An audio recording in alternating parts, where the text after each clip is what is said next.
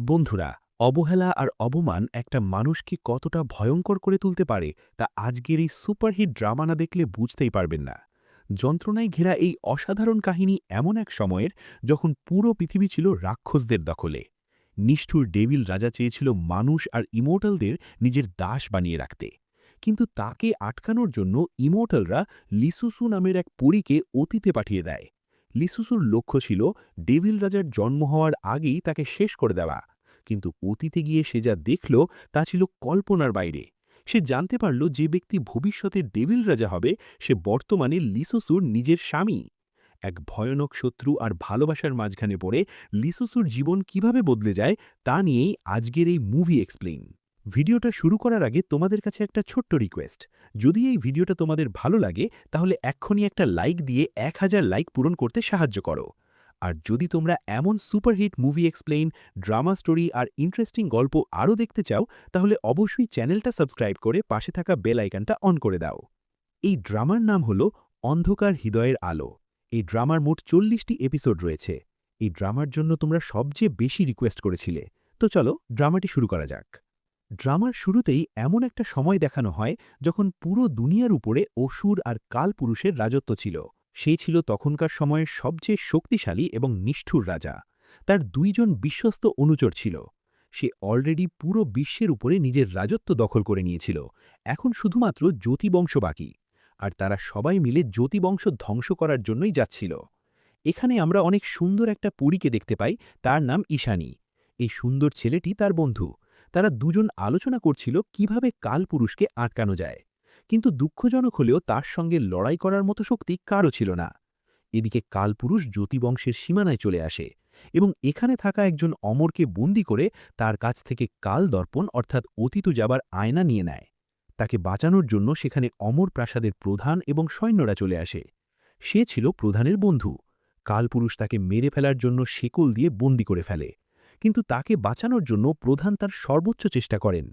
এখানে শয়তান এবং ভালো শক্তির মধ্যে চরম যুদ্ধ হয়, কিন্তু শেষ পর্যন্ত প্রধান তাদেরকে হারিয়ে দেন। এটা দেখে কালপুরুষ বলে তারা যখন মারামারি করতেই চায় তখন সে তাকে তার আসল অস্ত্রের পাওয়ার দেখাবে। এখন সে তার সবচেয়ে শক্তিশালী অস্ত্র, যার নাম ছিল রক্তচক্ষু, সেটা বের করে। এটার সাহায্যে সে তাদের দুজনকে মারার জন্য নিশানা করে। এরপরে সে তাদের দুজনকে মেরে ফেলবে, ঠিক তখনই সেখানে ঈশানী এসে কালপুরুষকে আঘাত করে। ঈশানীর আঙ্কেল অতীতে যাবার আয়না ঈশানীর কাছে ছুঁড়ে মারে। সেই আয়না দেখে কালপুরুষ অবাক হয়ে যায় আর এটাকে সঙ্গে করে নিয়ে চলে যায়। তারা দুজনও সেখান থেকে পালিয়ে যায়। ঈশানী অনেক বুদ্ধিমতী একটা পরী ছিল, তাই সে প্ল্যান করে কালপুরুষকে নিজের পেছনে নিয়ে আসে। কালপুরুষের এক ইশারায় তার তরোয়াল তার কাছে চলে আসে। সে পরীকে বলে গত 500 বছরে ঈশানী প্রথম তাকে আঘাত করতে পেরেছে, এই ব্যাপারটা তার কাছে বেশ ইন্টারেস্টিং লেগেছে। ঈশানী যদি এখন কালদর্পণ তাকে না দেয় তাহলে সে তাদের পুরো জ্যোতিবংশ ধ্বংস করে দেবে।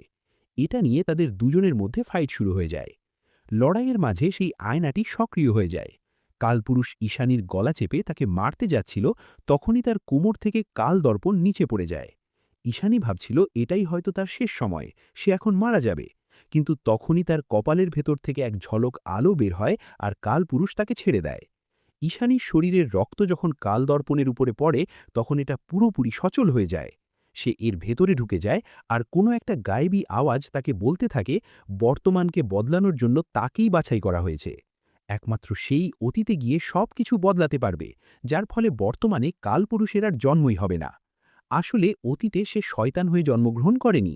ঈশানীকে সেখানে গিয়ে তাকে শয়তান হওয়া থেকে আটকাতে হবে। কালপুরুষের অতীত জীবন হল তার একমাত্র দুর্বলতা। কালদর্পণ তাকে অতীতের সেই ছেলেটিকে এক ঝলক দেখায়, যেন সে চেহারা মনে রাখতে পারে। অতীতে এই ছেলেটির উপরে অনেক অত্যাচার হওয়ার কারণে তার ভেতরে থাকা অন্ধকার বীজ জন্মগ্রহণ করতে পেরেছিল। তাকে এখন অতীতে ফিরে গিয়ে সেই ছেলেটিকে যে কোনো মতে শয়তান হওয়া থেকে আটকাতে হবে। আর এটা করার জন্য তাকে প্রথমে নিজের প্রাসাদে গিয়ে জ্যোতির্ময় বলয় চালু করতে হবে। এটার মাধ্যমেই সে অতীতে ফিরে যেতে পারবে। ঈশানী এখন আয়নার ভেতর থেকে বেরিয়ে আসে আর কাল দর্পণটি ভেঙে যায়। কালপুরুষ আবারও ঈশানীকে মারতে যাচ্ছিল, ঠিক তখনই সেখানে তার বন্ধু চলে আসে আর তাকে বাধা দেয়। তাকে বাঁচাতে গিয়ে কালপুরুষ তার পেটে চাকু ঢুকিয়ে দেয়। বন্ধুটি নিজের সমস্ত পাওয়ার দিয়ে কিছুক্ষণের জন্য কালপুরুষকে আটকে রাখে আর এই সুযোগে সে ঈশানীকে প্রাসাদে গিয়ে জ্যোতির্ময় বলয় চালু করতে বলে। সে কালপুরুষকে নিয়ে নিচে ঝাঁপ দেয় আর ঈশানীকে প্রাসাদে পাঠিয়ে দেয়। প্রাসাদে ফিরে গিয়ে জাদুর আয়নার সাহায্যে সে নিজের বাবা এবং বাকি সবাইকে সবকিছু দেখায় এবং বলে এর মাধ্যমেই একমাত্র কালপুরুষকে হারানো সম্ভব। তার বাবা বলে যেহেতু ঈশানীকে এই কাজের জন্য বাছাই করা হয়েছে তাই সেই তাকে অতীতে পাঠিয়ে দেবে। এর আগে তার বাবা তাকে বলে সেখানে গিয়ে সেই ছেলেটির খেয়াল তাকে রাখতে হবে, কারণ যদি সে মারা যায় তবে তার ভেতরে শয়তান সঙ্গে সঙ্গে জাগ্রত হয়ে যাবে এবং সে কালপুরুষে পরিণত হবে। তাই সেই অন্ধকার শক্তি জাগ্রত হবার আগেই ঈশানীকে এমন কোনো উপায় খুঁজে বের করতে হবে যাতে করে তাকে সম্পূর্ণরূপে রক্ষা করা যায়। তখনই তাদের কথার মাঝে সেখানে কালপুরুষ চলে আসে। তারা সবাই মিলে তাকে আটকানোর চেষ্টা করে, কিন্তু সে ছিল প্রচণ্ড শক্তিশালী। প্রাসাদের প্রধান ঈশানীকে অতীতে পাঠানোর কার্যক্রম শুরু করে দেয়, আর ঈশানীর বাবা কালপুরুষকে আটকানোর জন্য এগিয়ে যান। ঈশানী অনেক কান্না করছিল আর তার বাবাকে সেই মৃত্যুক্ষেত্রে যেতে বারণ করছিল।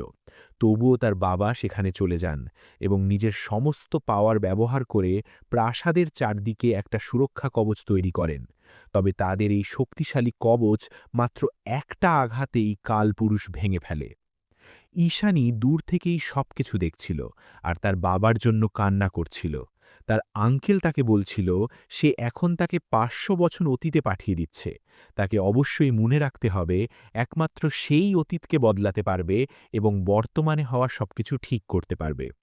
এদিকে কালপুরুষ এখন নিজের সবচেয়ে শক্তিশালী অস্ত্র রক্তচক্ষু ধনু বের করে এবং এটার সাহায্যে একে একে সবগুলো অমরদের ওপরে নিশানা করে আঘাত করে।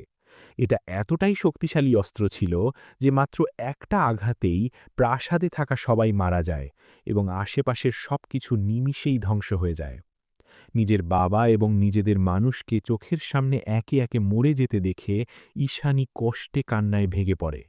সে এখন কালপুরুষের নাম ধরে ডাকে আর বলে, আদিত্য, আমি কথা দিলাম আমি তোমাকে শেষ করে দেব।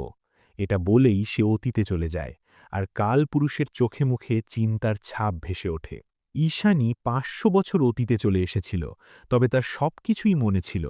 কিন্তু সে এখন আর ঈশানী ছিল না, সে ছিল এই রাজ্যের সম্ভ্রান্ত পরিবারের রাজকন্যা অরণি। সে এখন মনে মনে বলে যেভাবেই হোক সে তার পরিবারের সকলকে আবারও আগের মতো সুন্দর জীবন ফিরিয়ে দেবে। ঈশানী তার দাসীর কাছ থেকে জানতে পারে তার নাম হল অরণি এবং সে সেনাপতির ছোট মেয়ে।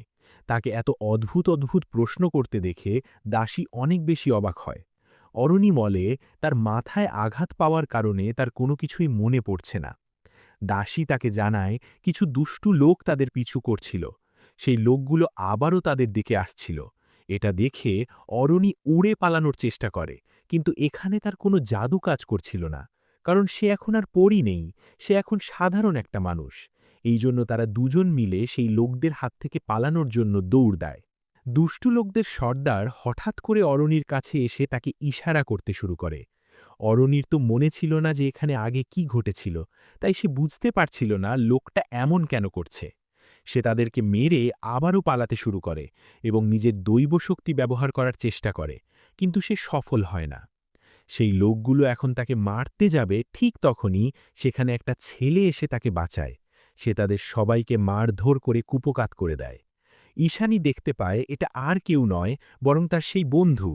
সে তাকে জীবিত দেখে খুশি হয়ে জড়িয়ে ধরতে যাচ্ছিল, কিন্তু সেই ছেলেটি বলে, রাজকন্যা, নিজেকে সামলান। অরণি তাকে আগের নাম ধরে ডাকছিল, যেটা শুনে সে অনেক অবাক হয়, কারণ এটা তো তার নাম ছিল না।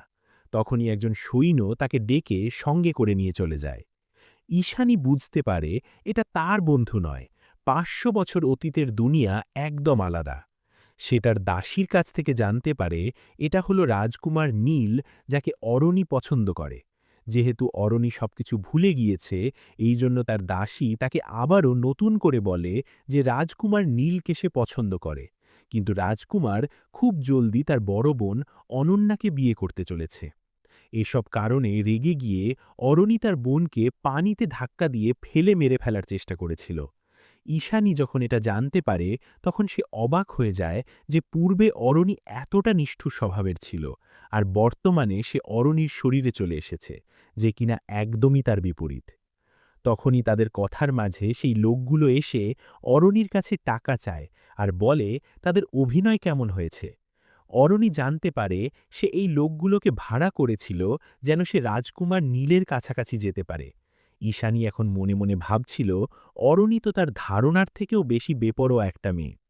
এসব জেনে তার দাসী বলে সে কাউকে কোনো কিছু বলবে না। রাস্তায় যেতে যেতে সে নিজের এবং তার পরিবার সম্পর্কে অনেক কিছু জেনে নেয়। বাড়ি ফিরে এসে অরণি তার দাসীকে জিজ্ঞাসা করে সে আদিত্য নামে কাউকে চেনে।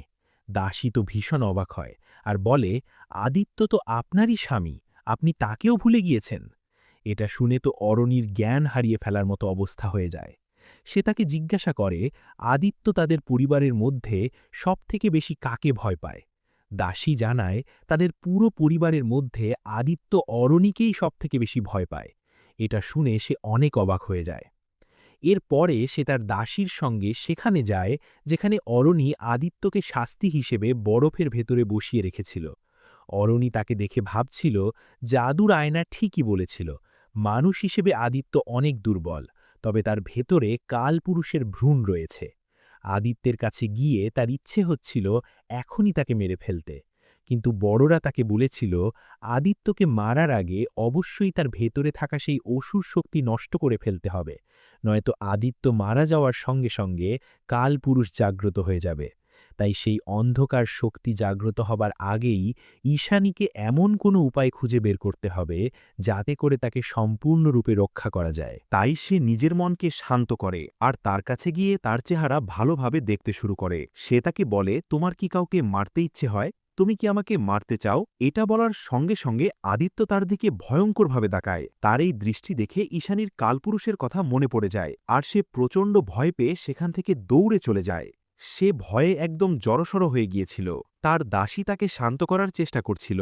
অরণি জিজ্ঞাসা করে, আদিত্য বরফের মধ্যে এভাবে বসে কেন আছে? দাসী বলে, আপনার মনে নেই, আপনি তো তাকে ৩ দিন এভাবে বরফের উপরে বসে থাকার শাস্তি দিয়েছেন। অরণি ভাবছিল সে তাকে শাস্তি দিয়েছে, ঠিকই করেছে, কিন্তু দাসী জানায় আদিত্যের কোনো দোষ না থাকা সত্ত্বেও অরণি তার উপরে রেগে তাকেই শাস্তি দিয়েছে। এটা শুনে অরণি বলে, তাহলে তো বিষয়টা খুবই দুঃখজনক। সে আরও জানতে পারে আদিত্য তাকে বিয়ে করেছে, কিন্তু সে অরণির বড় বোনকে পছন্দ করে। এজন্য সে সবসময় আদিত্যের উপরে রেগে থাকে। অরণি ভাবছিল আদিত্য যখন বড় বোনকে পছন্দ করে তাহলে সেটাকে কেন বিয়ে করল। দাসী জানায় আদিত্য এই রাজ্যে বন্দী রাজকুমার হিসেবে এসেছে। যদিও সে অন্য রাজ্যের রাজকুমার, তবুও এখানে আসার পর থেকে একদম ছোট থেকেই সবাই তাকে অবহেলা আর অপমান করে। তার রাজ্যের মানুষরা এই রাজ্যে আক্রমণ করেছিল, সেই আগের রাজা তো আদিত্যকে মেরেই ফেলত, কিন্তু অরণি তাকে বিয়ে করার কারণে আদিত্যের প্রাণ বেঁচে গিয়েছে। এসব কথা শেষে দাসী তাকে তার ঘর দেখিয়ে দেয়। বাইরে আদিত্য সারাদিন বরফের ভেতরে বসেছিল। দিন শেষে রাত হয়ে যায়, তবুও তার শাস্তি শেষ হয় না। অরণি তার ঘরে বসে আদিত্যের জন্য অনেক টেনশন করছিল, কারণ এভাবে সে সারা রাত বরফের ভেতরে বসে থাকলে অসুস্থ হয়ে মারা যাবে। সে বুঝতে পারছিল না যে এখন সে কি করবে। অরণি বাইরে উকি দিয়ে দেখতে পায় আদিত্য সেখানে নিজের হাঁটুর উপরে ভর দিয়ে বসে আছে। এটা দেখে সে অনেক অবাক হয়। আদিত্য সারা রাত এভাবে কষ্ট করে।